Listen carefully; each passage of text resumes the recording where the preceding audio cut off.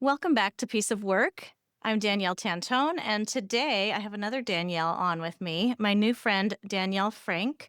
She is an author, and she also works in the wine and spirits industry. But her book is called A Wine Lover's Guide to Parenting, Blending Vineyard Wisdom with Modern Family Life.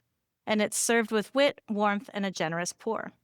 I had a chance to kind of glance through her book a little bit, and she's going to tell us more about that. But we were just talking about the main part of her message that she wanted to share with my listeners today is just the pivots of life, and how life doesn't always go as planned. And sometimes the path that you end up on turns out to be even more interesting than you could have imagined. So welcome, Danielle, and feel free to share a little bit more about your background and whatever you want to with us right now.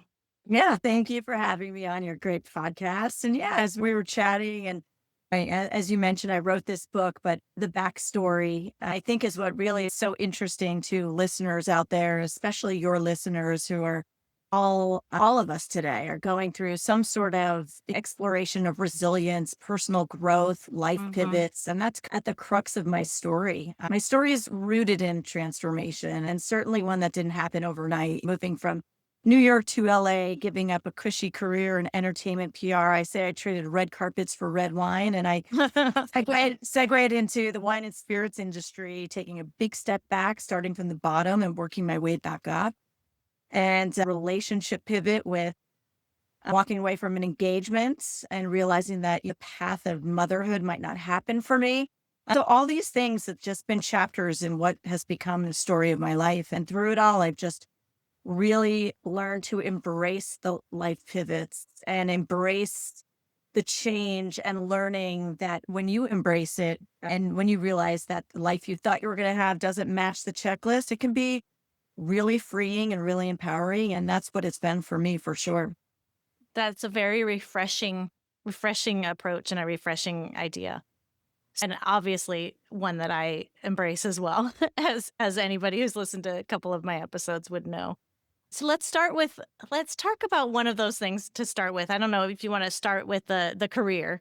I'm curious. So you said red carpets to red wine. Tell us a little bit about where you started and where you are and how you got there. I love hearing people's paths and stories.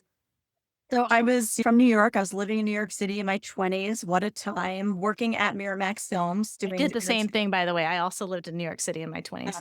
I think Yeah, my it's 20s just, were probably a few years before your 20s, though. I feel like I don't know. I just turned 52. Oh my gosh, we're like the same age. I'm going to be 52 this year. Oh, see, yeah, You look very 52. young. You look very young. I Thank think I you. look relatively young, but I think you You might do be look like younger. very young. I say it's probably because I don't have kids. That ages you for sure. Now I say it's all the alcohol I drink. It acts as a preservation system. Yeah, I say that in jest because I work in the wine and spirits industry. I'm not an alcoholic, but yeah, I was working for Miramax Films doing entertainment or international PR. Wow. So we were both running around the city in our 20s, but I was working at the heyday of Miramax Films when it was in its prime, going to the Cannes Film Festival, Venice Film Festival, Fun. I wish I would have Berlin. ran into you in New York. That could have been fun.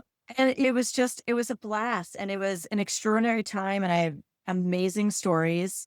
I'm very upset we didn't have cell phones back then with cameras, because I do have some Oh, pictures, but true. man, the stuff I could have caught. It was Sure. amazing. And I was getting towards my late 20s, and all my friends were starting to go down that path of, oh, nearing 30, have to be married, have to have kids soon.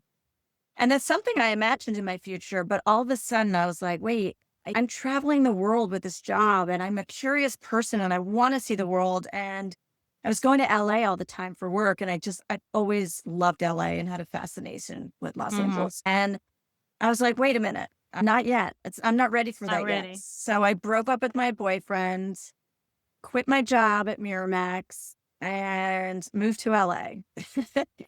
Some of that comes with a little bit of naivety, right? I'm Didn't know. curious because I left New York earlier in the year of 2001, which is the infamous September 11th year, but I left in February. When did you leave New York for LA? So I left November 2002. So that Okay. was part of it too. I was there for 9/11. My office was Yeah. down in Tribeca.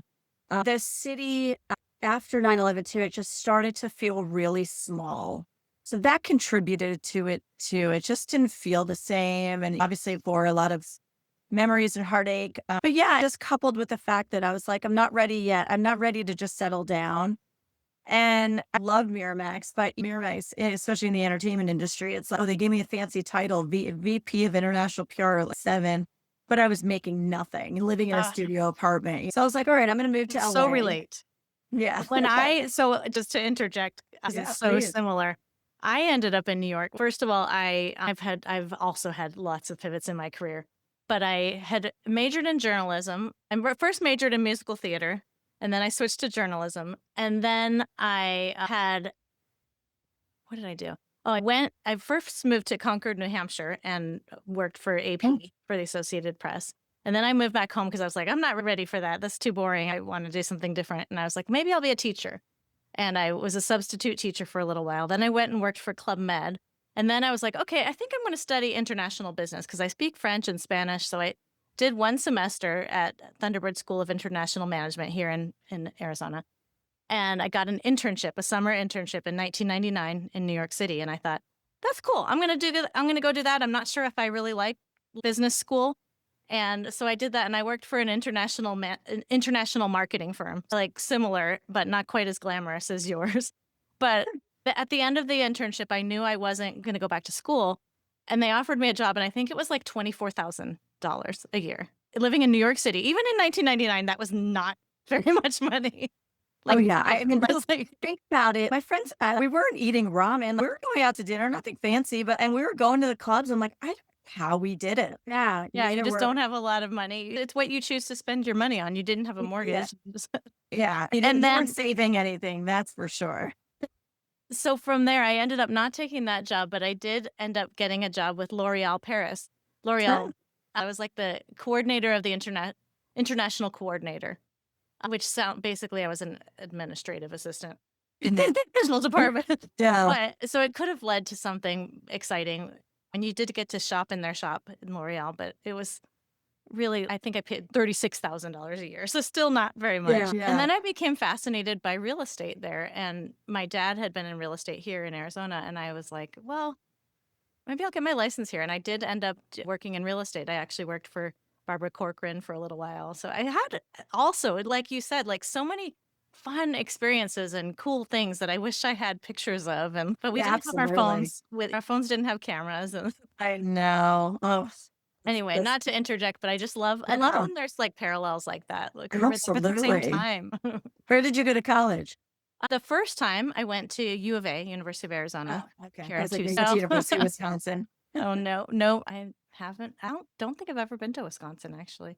I've been to a lot of the Midwest, Yeah. states, but not Wisconsin. It's a great university. My niece actually just graduated from there. So she followed in my steps. And her father went there Neat. as well. Very Yeah. So anyway, I was just tired, restless. And so I moved out to LA. I did have a job. There weren't any studio jobs at the time, but one of the PR firms that rep talent. So I would travel with them. And when we travel with the actors from the film to the festivals or the press tours, their publicist would be with them. So one of the agencies, they were looking for somebody. And once I have it in my head that I'm ready to go, I just wanted to go. And I was like, same. I didn't think I wanted to do personal PR, but it got me to LA. And so I came out here, and day one, I walked into that PR firm and I'm like, what did I do? Three of the publicists were in their office crying. I just, first Wow. off, that the agency was run by these two women. It was a very toxic environment. And personal PR is just not my avenue. No disrespect to those that do it. It's great. That's not for me. I don't care more about somebody else's life than my life. It's I think that's somebody that I'm not related to. And it just wasn't my journey. And so I do say that when I was in Miramax, sure, maybe I went out the night before and I woke up the next day, I was like, I don't want to go to work. But there was never one day that I had that hit in my stomach, that angst of not wanting to go to work. When I was at this PR firm within 3 months, I can't tell you how many mornings I woke up with that ulcer inducing pit feeling in your I stomach. don't think I would have stayed there 3 months, honestly. Yeah. And I so, don't have a yeah. very big tolerance for something that's I don't feels that either. wrong. I just know that my personal happiness, and especially when it's like work is where we spend half of our lives. Absolutely. And I just realized that sometimes the most empowering decision is acknowledging that the job or even a relationship or something that you're clinging to is costing you peace. So true. And I was like, this is not for me. And I left without having another job, which is very unlike me. I'm very type A. And I was, again, there's that naivety a little bit in it. Didn't have a mortgage, didn't have kids. So I was like, I'll be fine.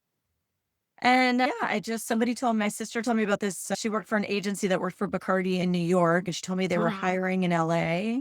I was like, Nice. Wine and Spirit sounds like a great industry. My sister loved this job. It was like one of the few jobs that she's absolutely loved.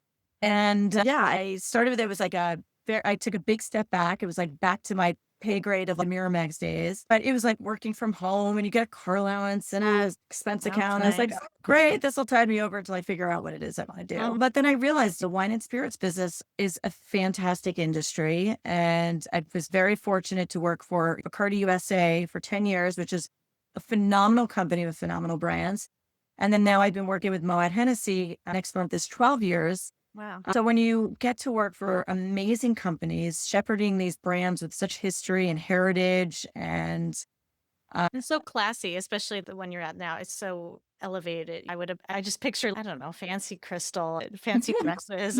yeah, and I love that they're all lifestyle brands, right? Yeah, That's Clico and exactly. but it evokes an emotion out of you. People love the yellow or or the champagne reminds them of an occasion that they had or the first time they tried Dom Perignon, like the romanticism of it all with these Absolutely. brands and their story and their history. So yeah, I've been working in this industry for coming on 22 years. As I already said, I'm 52, so we know I'm over Yeah. 21.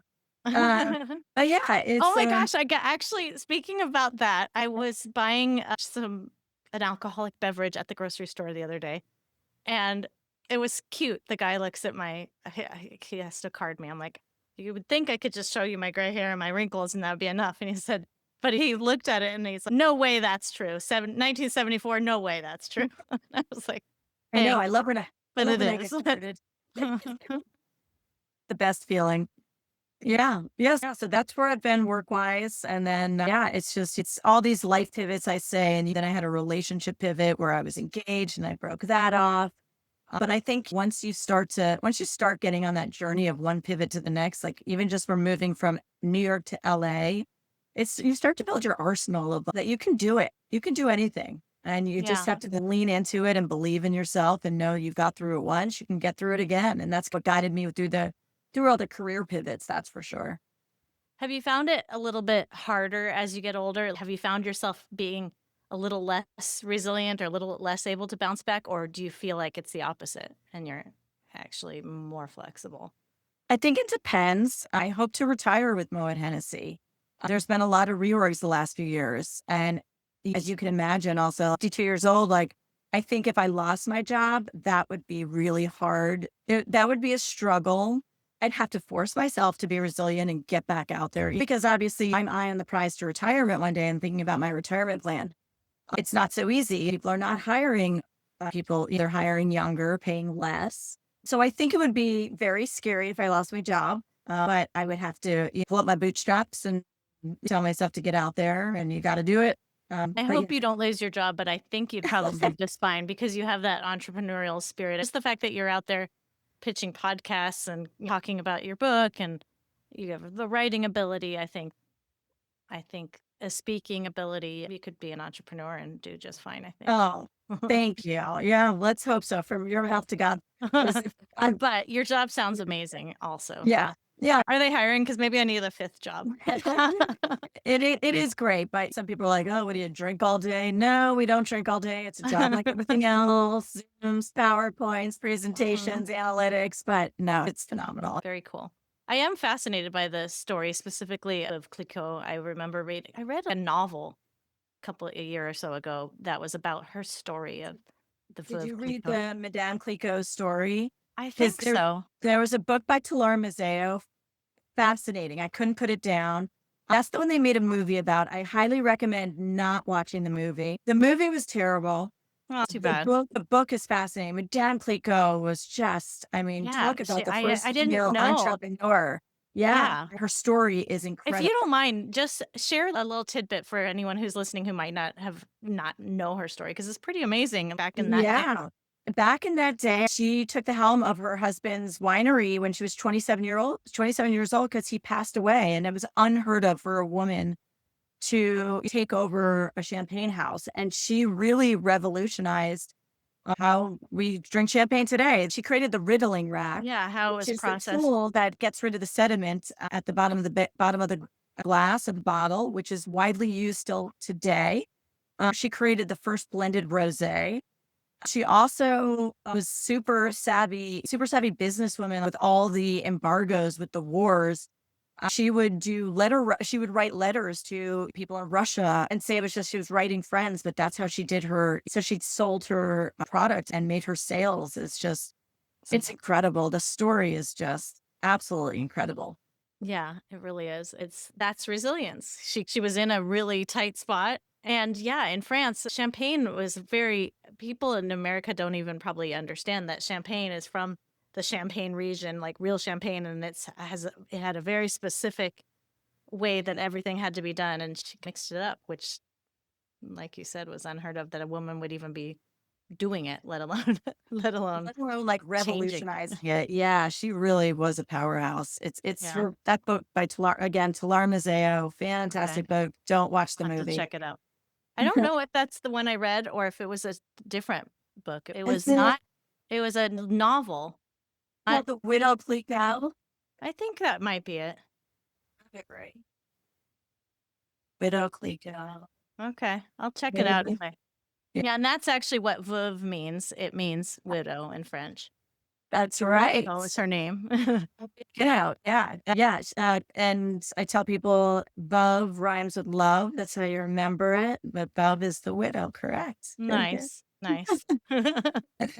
Alright, so tell us about your book, Transitioning Here. How did you come up with this idea of writing a wine lover's guide to parenting when you're not a parent? So there's a lot of things that all came together. I wrote this about 14 years ago. I had just Oh, broken wow. off my engagement with my fiance. He has kids from a first marriage. So I was a bonus mom for many years and very involved with my niece and nephew's lives. I am Aunt Danielle to many of my friends. Broke off the engagement. There were other issues, but the main thing was he had said he'd have a kid, but ultimately I realized he didn't want any more kids. And that was really important to me. And so Mm, now I broke it off with him, knowing that he didn't want kids. I want to do this with somebody that wants to have kids with me. But at this point, I'm now 37, 38, and I'm realizing that path might not happen for me, but the nurturing doesn't go away. I still want a seat at the table to how kids are raised, because there's a lot of bad stuff out there, and kids, it's horrible the things you hear about the bullying and, and some of the things. So I'm just somebody that's glass half full, and I just want to make the world a better place. And so I was watching my niece and nephew, and they were whining about something. They were young at the time and great kids, but of course, every kid has the propensity to whine at some point. And they were yep. whining about something, and I said, Aunt Danielle drinks wine. She doesn't listen to wine. And all the pieces started to come together, because before that, I've always had a creative writing outlet. And I was working on an actual children's book series because I love to rhyme. I'm good at it. And my children's book series it was a series called Johnny's Remote Adventures. And each book takes him to a new country where he's learning about a kid his age, looks like it may dress differently and Yeah, talks differently and eats different foods, but we're all the same people. We all sleep under the same star skies, because, beautiful. this idealistic idea that I have, that I want to make I want to make the world a better place. And it starts with kids when they're young, trying to teach them good behavior. And so this idea came because I was like, what if I can get to the parents beforehand? They're the ones that really teach their kids about manners and about being worldly. And at the same time, a book came out called Go the F to Sleep. It became wildly popular, and it's opened the door to this new genre of adult children's books. So I thought, oh, wouldn't that be fun? When I said Aunt Danielle drinks wine, she doesn't listen to wine. Oh, there's so many fun parallels. And what if I create an adult children's book for parents? So it parallels raising your kids to wine terminology. And every time I use a wine term, it gives the definition. So that's the other part of it. You're learning about wine and So as somebody who works in the wine industry, I love the idea of making wine knowledge accessible, fun, easy to learn, approachable. So it all came together in this love letter to parents everywhere. And yeah, as you say, I'm not actually a parent, but you don't need to be a parent to know human behavior and human decency, like teaching True. manners and not to be a bully. And as I said, I'm surrounded by so many of my friends who are parents, and sometimes when you're in the trenches, it's not so easy to see the things right in front of you, right? Like Yeah. that the grape juice Can't. you're drinking can one day be a fine Cabernet. Yeah. So I have this fresh perspective, and it's just meant to be light, tongue in cheek, humorous. That sounds great. I want to buy it. Give me kind of like an example. Correct. We're going to maybe Okay. read from it. You know, I'll read you a Maybe chapter. show it to us. That would be cool. So For those of you who are watching on YouTube. this is the cover: A Wine Lover's Guide to Parenting: The Fine Art of Wine and Wine Management. Very pretty. And Kind of looks like a this classy, like, Yes. And this chapter is you don't want your kids to ferment. So in winemaking process, the fermentation process is when you convert sugar into alcohol, right? So we think of sugar as something sweet. Alcohol can be harsh and biting. This is you don't want your kid turning from someone sweet into someone harsh and biting because they don't have manners. Manners are the key to it all. These lessons need to start even when they're small. Teach them this from day one before they start to crawl. You don't want your kid to be the sour grape in the bunch and turn into a spoiled brat that kids want to punch. When they start talking, make sure they know thank you and please, and to always say bless you when they hear someone sneeze. Please and thank you are an absolute must. Without that, your child's a total bust. Because there's nothing worse than a child who has behavior that is crude. Because it'll continue as they're older and become someone who's rude. People don't take kindly to and aren't nice to those with attitude. Because it's very off-putting and puts others in a bad mood. Oftentimes causing confrontation and leads to a nasty feud. Wanting to put a little bit of poison in your child's food. Is that really how you want your kids to be viewed? Wouldn't you prefer that there's someone who's rude? Without manners, they'll ferment and turn into someone harsh and biting. They may turn into a kid who's rude, obnoxious, and always fighting. So teach your kids some manners and to have some heart and soul. Without that, your kid may well turn into an a-hole. that's so cute. Love Thank it.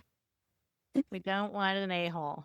Yeah, so it's a light, fun book. Would have been great for Mother's Day. Pair it with a bottle of wine, give it to your mom, or it's a great baby shower gift. You pair it with a onesie, you're done. So cute. Such a great idea. Oh, thanks. Yeah, it's been fun. It's been fun, but sometimes parents just need a little moment to laugh through the heaviness of it all. And obviously, parenting is a very serious job. So hopefully, it's just meant to have a little levity through it all. I love it. And I do love it. I know I say that all the time, but I do. All right. So we talked about moving location. We talked about job pivots. What about the relationship pivots? And what about the pivots in like deeper things? Like you were thinking that you were definitely meant to be a parent, and then now that particular thing isn't looking like it's probably going to be part of your life. And how have those deeper pivots landed, and how have you been able to navigate and bounce back and rise to a better place with those? Yeah, I think the relationship pivot, of course, that obviously changed the trajectory of because I haven't gotten married and motherhood wasn't my journey, but I also realized something very important. And while I was in the relationship, I was very unhappy. I started to see how unhappy I was in the relationship. And as I said before, I think when you have pivots, whether it's moving cross country or changing careers, you're building up your arsenal to give yourself the confidence to know you can do it. You can do anything. And that's what helped build up the relationship pivot. I realized how unhappy I was in it. And I was like, this is not what it's meant to be. And I don't want to stay in something that's not serving me. And so it helped clarify my values quite a bit. And the minute I broke up with him, I never cried another day. All of a sudden, it was just like a relief. And I was so happy. I was so free. And a good example, as I said, that not having kids was just one of many things with this guy. The other thing was he just was always chasing the party, always somebody that had to stay out to the bitter end and things like that. And I was getting late 30s and I was thinking of, okay, I'm ready to stop that lifestyle and slow down and have kids. And I just, every time I would go out, it's, oh, one more drink, that kind of person, that kind of mentality about everything.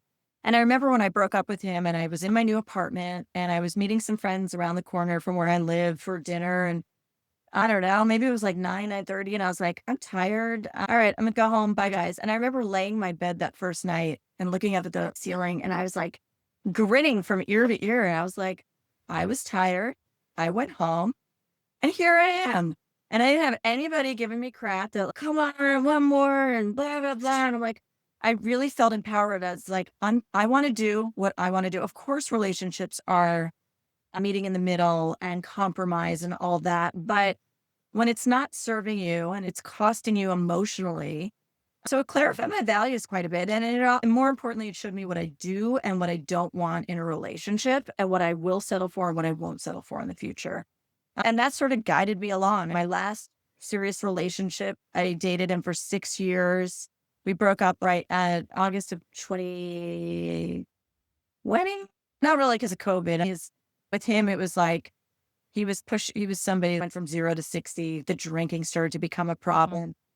Um, and that because I was so empowered, I was like, I don't need to deal with this. I'd rather Mhm. just be on my own than in something that's not making me happy. And I Totally. know how happy I was when I did that last time. And so having gone through that before, it gives you the resilience. And like I said, it gives you the armory to know that you can do it. And I just realized that relationships, they don't fail. It's finished its job. It's given Yeah. me the clues that I need. And look, this what I thought I was going to be a mother. I thought this, but every journey that I've been on, every new path I've been on, I've realized that maybe this was the journey I've been meant to be on all along.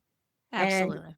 when you embrace that, it's been a really fulfilling life. And even in the relationship, yeah, dating these days is Oh, I was gonna impossible. bring that up. Yeah. Impossible. But you know what? I have a great friend group network, all late 40s, early 50s. We're all singles, a couple married people, but I want to be part of your friend group. I don't have that. anytime. You're just an hour flight away. Come in and Yeah, see me. for sure. We love to travel. We all like to do similar things. Look, I love being in love, but I also Mhm. know the older you get, I'm not willing to compromise. So yeah, dating these days, it's like Yeah. I see what people. If it's anything less than what's serving me or what else, I don't need it. I'm very comfortable on my own. In fact, I don't know if I can live with anybody ever again. If I Yeah. do get married or have a relationship, I hope we have separate houses nearby. That'd be great. But no, I think it's just when you give yourself the confidence to not sit in the stew of, oh gosh, I stay in this because I'm supposed to be this. And Yeah. when you just embrace, like, oh, you know what? I got out of it and it felt better to be out of it than in it, then you have to listen to those lessons. You have to heed those lessons, extract the lessons versus carrying the scar. Yeah, that's been the most enlightening thing that I've experienced after my last divorce is just that, you know what? I don't need anything from a relationship anymore. I have my 3 kids. I know who I am. I enjoy spending time with myself. I know what I like. I do very much enjoy, like you said, being in love and the romance, and I enjoy spending time with people, and I like having a relationship, but I'm the same. I don't need anything from them. I don't need them to take care of me. I don't yeah. And it's a powerful place to be because then I don't need to settle. I think settling is some people do it because they feel like they have to. And I feel sad for that. Some people do it out of necessity and I get it. I don't begrudge anybody for that. But yeah, it's just when you survive one honest pivot, then the fear loses its power. And I think that you realize that you don't need to stay in something that's not serving you. Yeah, fear loses its power. I think that's really powerful.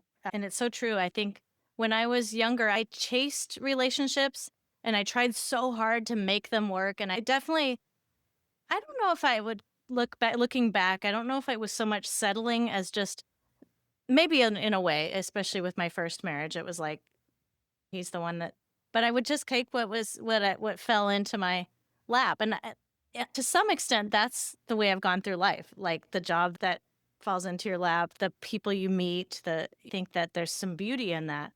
But I think that when I was younger, I used to try to force things to work. I used to force myself to be like a jigsaw puzzle fitting into these different lives that I Well, found myself in.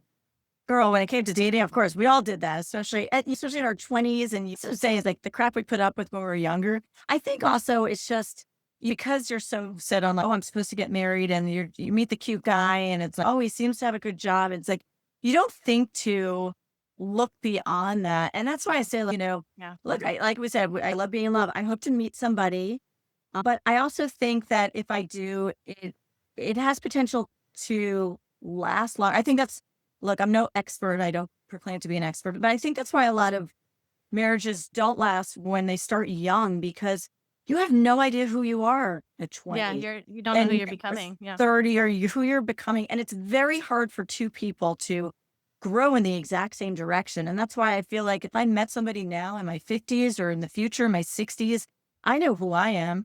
Hopefully by 50 or 60, they know who they are. And it's just, I think that it has potential to just be have validity for a secure relationship is you both know who you are and what you want. And you're going in it for those reasons because you're not needing, especially when you're not relying on somebody for financial or anything like that. You're just relying on who they are as a person and you're connecting on those levels because you know who you are. I think it has potential to be something that could survive, Yeah. hopefully. True. Very cool. Yeah. All right. What else do we want to talk about? Where are you traveling to these days? I was just in Spain in Nice. April, and then next month I'm going to London. Somebody invited me to the Royal Ascots. I How get to wear a exciting. really fun hat. Yeah, I'm very excited. And in the fall, I get to go to Champagne for work, and so I'm gonna tag on to that and go to Burgundy. Do you speak French? No, I wish I did. Do you need a French accompanist? I really want to learn. It's so hard. I used to be good with languages when I was really young, but it's so hard to retain. I did do like a lifetime of Rosetta Stone, but I realized I think did it for a week and that was it. I need to take a class. I need a structure. I need a Yes. you can teach me and come with me. Yeah, let's do it. I've always had a love for all things French. My dad's first language was French, so I grew up hearing it, Yeah. but it wasn't we didn't speak it in the home.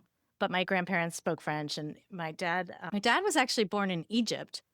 Fine. He was French citizenship, but born in Egypt. It's a long story. And then they kicked out all the Europeans in the 1950s. Yeah. A lot of his family came to France, and then some came to the U.S. And so I have a bunch of cousins in France, and I started studying it because we don't really offer in Arizona. We didn't really have access to language classes really young, but I started taking it in junior high and then in high school and then in college. And I definitely took to it better than the average person, partially because I had an ear for it. I'd heard it all my life. And partially, I think, just like you, I was kind of good at languages. And I think that I have a theory that people who are good with music, who are singers, are also tend to can be good at languages because it's a similar ear, I think. Maybe that's why I'm bad at languages now because you do not want to hear me singing. I'll tell you that. Great. So, can you get EU citizenship through your dad? I could, and it's on my long list. My God, One of Devin, my big project lists. Like, I'm so jealous. I want to move to Europe when I retire. I want to spend half the year there. I would love to get EU citizenship. If there's anybody in the EU that needs a wife on paper, I'm available. I've heard it's so easy. Maybe we could get married. Yes. I don't I'll know do if it. same-sex marriage is legal. I'll do it for EU citizenship. Yeah, no, it's not that easy. What I mean is my situation's a little complicated because my dad didn't get his French citizenship until later in life, until after I was an adult. He got it retroactively because it was complicated because he was born in Egypt. And like I said, he didn't really have officially the French citizenship, even though he would have. So he does have a French passport now. And he's sent me copies of it. I think you actually need to go to the consulate in LA. So maybe I need to come visit you and we'll go to the consulate. There you go. And then we can get married. You're married. Yeah, my best friend, her father was French, her mom German. She just got for her and her kids either German or French citizenship, so dual passport. Yeah, I am like, all right, I might. Yeah. You're like reminding me more about. Oh my God! And because it's not, I have no lineage. I know my grandmother. But I've heard that like Ireland and other countries, you don't necessarily even have to have the lineage. I think for some of the countries. Some countries like Portugal is one of the easier ones. You just have to invest to fund or like property And then you have to be there like 2 weeks a year. So that's more doable. So that's something like that's why a lot of people retire there. So that's hopefully that plan is still in place when it's my retirement age, and then I can look to do something like that. But like I said, I'm available to anybody listening that has an EU passport and needs a wife on paper. Here I am. That's hilarious. All right. So, short of getting married and becoming EU citizens, what else are we doing? What else is on the horizon for you? Are you writing other books or what? Yep.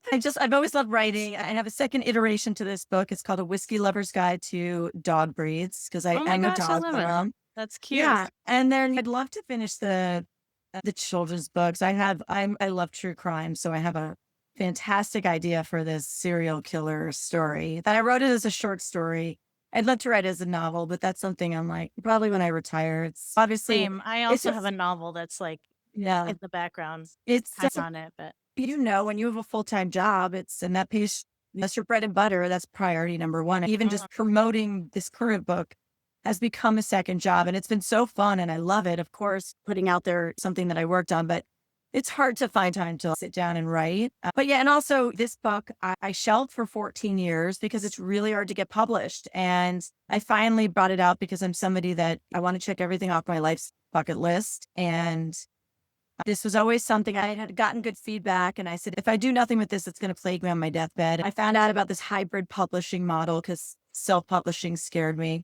So I put forth all the money and I'm doing all the promotion, but I have a publisher behind you that died at the yeah, so I'm very familiar. yeah. But yeah, but it's a lot of work. So the Whiskey Lover's Guide to Dog Breeds, again, if there's any publishers out there listening, that's a military publisher.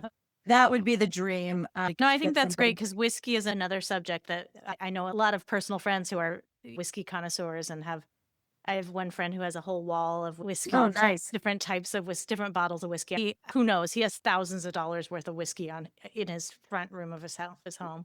Oh, wow. It's a display case. Does he So have a yeah, dog too? he has a couple. Yes. Okay, so he would be my target audience for Whiskey Yeah. Lover's Guide to He Dog would Breeds. definitely buy that. That would be a great coffee table book, like Yeah, a whiskey table book. He has a whiskey yeah, table. yeah. I'm working on finishing that. So yeah, hopefully that gets out there soon enough. That's exciting. I'm so Yeah. glad you came and chatted with me today. This is such Oh, a fun episode. Is there anything I kind of I feel like I'm kind of wrapping it up, but is there anything else you want to share? no, thank you for having me. This was such a fun episode, such a fun chat. You have to let me know when you come to LA. I And would love to, and it's yeah. so fun to meet. This is an unexpected thing when started back up with this podcast just this past December after having it on the shelf for a couple of years because I had way too many other things on my plate. And I started bringing it back and just started talking and just started publishing every single Wednesday. And then gradually it started picking up steam. And then strangers started reaching out to me and asking to be on my podcast. And I was like, that's exciting. Okay. And so it's fun to meet new people. And As we talked about before, it's like I love the podcast circuit, not only to do them, but as a listener, right? Because Mhm. Instagram is just a static post and it's everything's so gravy and fantastic. And podcasts are just people, organic conversation, talking about real stuff, real life, Totally. real things we're all going through. So I think that really resonates with people. I know that's what I gravitate towards. So Yeah. I love it. I'm the same way. I love listening to podcasts that aren't just prescriptive, like how to do Yeah. this, but are just conversations about life, the things, the struggles and the triumphs that make us human. And I think that's what my book was about. My first book that I published was a memoir, Piece of Work. Yeah. We're all a piece of work, a work in progress, and a work of art. I like that. I'll have to check it out. Yeah, and like you said with yours, it was like something I just had to write. It was like if I had not written that book, I would have been very upset. But now that's out there. And I also did a hybrid. It was more of self-publishing with that one. My next book I'm publishing with a hybrid publisher. It's called Resilient. And I'm not sure exactly what the subtitle is going to be, but it's more of a self-help, more of a prescriptive type book about resilience. That's great. And I I love have that. my 5R. Congratulations. Thank you. It's not, it'll be out in the fall sometime. And it features my 5R resilience method. But I, just like you, I have ideas for children's books. I have a novel that I've started. So many different ideas and thoughts. I don't know why I started talking about that though. Oh, the podcast thing. I love listening to podcasts because Yeah. I'll play them in the car I'll play them when I'm doing laundry or just around the house doing something mindless. And yeah, I feel like you get an intimate view into someone's life, and I love hearing people's stories. And so being able to be part of that is great. And I think that going on other people's podcasts is something I'd like to do. But for now, Yeah, you it's been definitely have fun. to start promoting your books and your 5R to resilience method. I love Yeah. that. That's Yeah. fantastic. Yeah. So thanks for being on today. And I do hope we'll keep in touch and tell us Absolutely. give us again your full name and the name of the book. And I'll make sure I put the link in the show notes. Where can people find you and your book? Super. I have a website, daniellefrankauthor.com. You can find me on Instagram at Create a Great Story. And my book is available online on Amazon and barnesandnoble.com. Okay. Yeah. Thanks for having me so much. This is so lovely. You're welcome. I look forward to chatting with you soon. Absolutely. Take care, Thanks. Danielle. All right. Bye bye. Bye.